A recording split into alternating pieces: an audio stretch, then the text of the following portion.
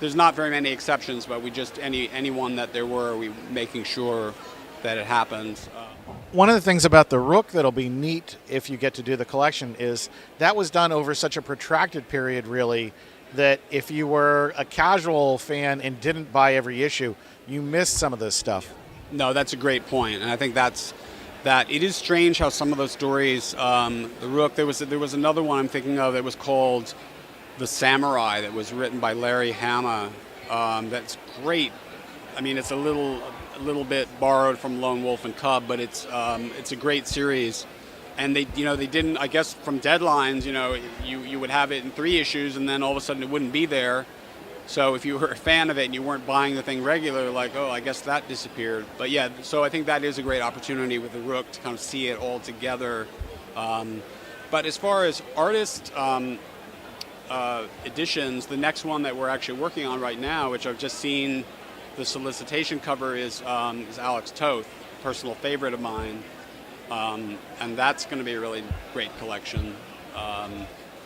I personally, I always throw this in, like to throw it in when I can. I'm a big fan of Jerry Grandinetti, who had a large amount of work in Creepy, is a significant artist in my view. I mean, I think the problem is he's not really a marquee artist, but I think he deserves, that's why I always try to bring him up, because I feel like he's one of these guys who just doesn't get his due, because he was sort of on the marginal. He was never one of those guys that everyone said, oh, I gotta.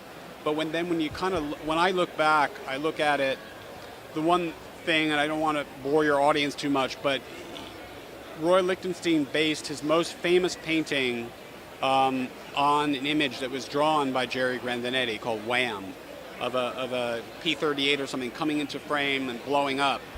Well, I tried to track Jerry Grandinetti down to give him new work for Creepy, and he died penniless and forgotten. So I always really, still bothers me to this day that I think I was probably a week too late before he died to talk to him.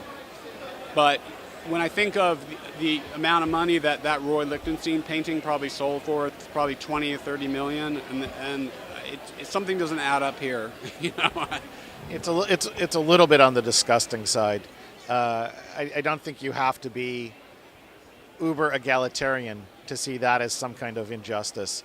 So I think that Jerry also is a guy who probably, you could say, suffered from not being a squeaky wheel, and he was on time. He did a lot of great work. He was a typical journeyman that he could work for just about anybody. And that probably, in that sense, probably counted against him.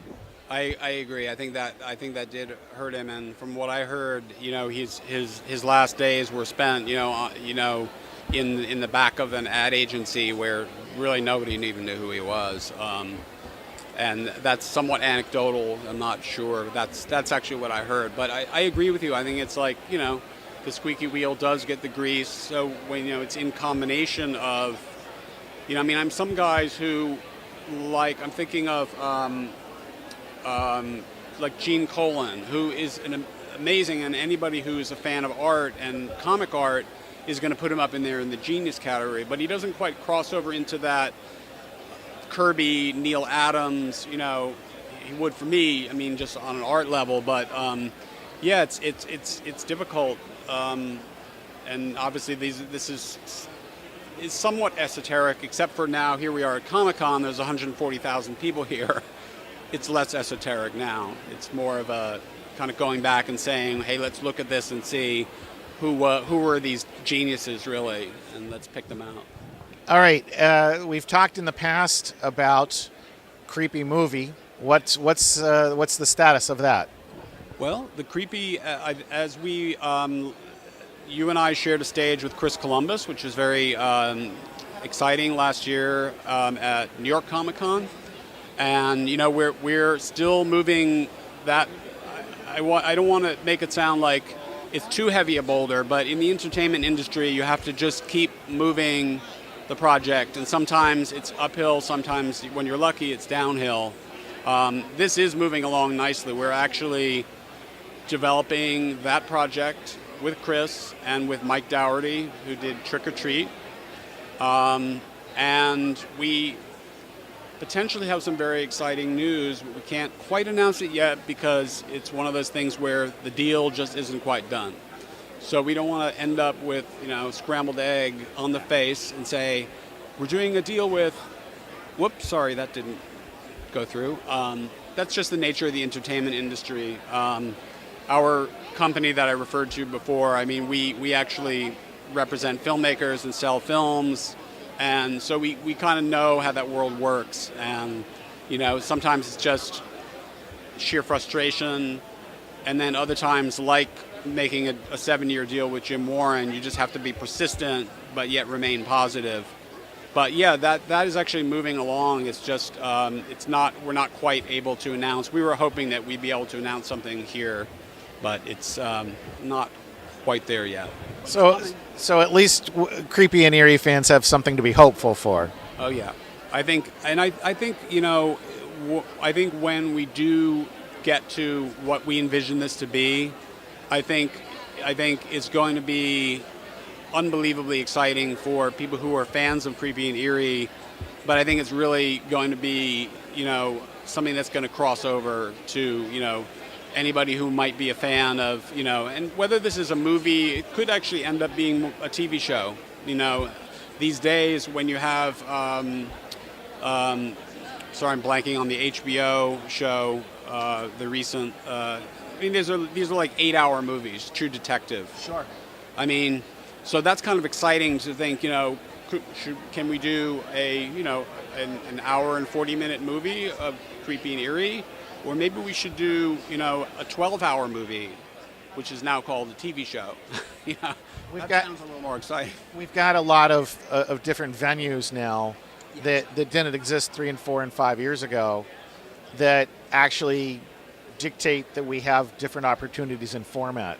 Yeah, it's interesting because in our distribution and representation business, we see this. It's so ever changing, and these deals, with the Netflixes of the world and the Amazon Primes, it is amazing. It's actually, between now and say a year and a half ago, it is a real significant change. So the way people are thinking, the way filmmakers and people who are making this kind of content, entertainment, whatever you want to call it, there is kind of a whole new way to get it out there. It's not that new, actually, but it is. I guess I would say it's kind of matured to the point where people are now thinking, hey, instead of they're thinking like, God, if I could only get Jerry Bruckheimer's number, I know I could be successful. Now they're thinking, well, if only I could get to pitch this to Netflix, then. So it is interesting, and I don't know, a year from now, it could be a little different, but that's kind of where we are right now. That's the thing that I think a lot of people are most excited about, and in a way, that's I think what we would be very excited about to do with Creepy and Eerie is to take that and think about the pretty much lack of restrictions that that a cable outlet like that wouldn't have to be imposing, as in the nature and DNA of Creepy and Eerie being not having to have a comic code authority seal on it. It certainly makes sense that it's not an NBC show that's going to be subject to practices and standards that might. I think Creepy's going to have to be a hard R. Personally, I don't see it as a PG. Talking about film, and you mentioned Submarine earlier, you've had some pretty cool successes the last couple of years. And why don't you talk about them just a little bit? Oh, yeah, sure. I'd be glad to. The thing is, in our company, we're very lucky because we've gotten it to the point really where people are sending us amazing stuff. So we're not like scratching through the brush to try to see the stuff, So I feel both feel very lucky right now that, literally like stuff is coming through the door and it's like you stick it in the DVD player and it's searching for Sugar Man, and then the next year it's 20 Feet from Stardom and they both won Oscars. So I feel like I'm sort of in this strange universe that I can't quite figure out, where I don't know how it happened, but somehow we're getting all this great stuff. But I mean, we've been doing this for a while, and we've had some kind of earlier successes with like Morgan Spurlock's first movie, and we sold Winter's Bone, so we kind of in a way were helped discover and get Jennifer Lawrence out there. It's a business that is not driven by numbers and spreadsheets for us. It's driven by our passion for film. So that is kind of the core of it. And I think the fact that we've actually kind of turned it into an ongoing concern is sort of amazing to us. And I don't want to ever take it for granted, but that is kind of how we do it, and at some point we hope to grow a little more and get into other things. I mean, we've been involved in TV in the past. We're sort of getting into that on other fronts as well. But it's. I mean, we're passionate about it. I'm trying to think of this particular Sundance, we had some really great titles, and there's this one particular one that I'm so in love with this movie. It's called The Battered Bastards of Baseball. It's on Netflix now, and it was actually screened in Sundance, and it's Kurt Russell's nephews did a documentary about Kurt's father, who is Bing Russell, who has played the sheriff on Bonanza, and he started an independent baseball team up in Portland. People don't really know that much about it, but it is a fantastic story, absolutely incredible story, and it has all kinds of little side trips. And Todd Field, the director of In the Bedroom, was the bat boy for this team. Kurt Russell was the manager. I mean, it just goes on. Jim Bouton, and all this. I'm not particularly a baseball fan, but I love this. So it's when we have these amazing things coming in, it just makes it exciting because you sort of never know it's going to come through the door. It's like what I'd imagine if I owned a comic shop, how I'd feel. It's like, is somebody going to bring me Mile High 3, So I guess it does kind of all tie into kind of like our excitement about old and new and pop culture. All right, I want to switch gears and ask you one more question specifically about collecting. What are you looking for at this show? That is a great question. I went out shopping a little earlier. I've been trying to put together a Spider-Man 1 through 20 for a little while. I'm missing number 1, number 6.